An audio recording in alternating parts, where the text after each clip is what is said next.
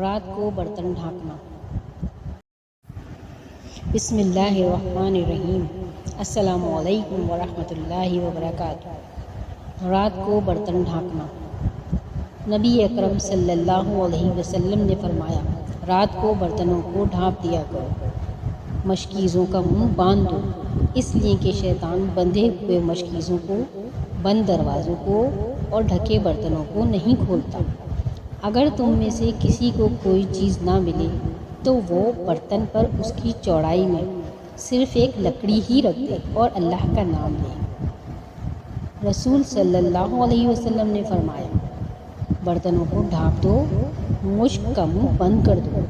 بے شک سال میں ایک رات ایسی ہوتی ہے جس میں ایک وبا اترتی ہے، پھر وہ وبا جس برتن یا مشکیزے کے پاس سے گزرتی ہے جو ڈھکا ہوا نہ ہو تو اس میں سما جاتی ہے۔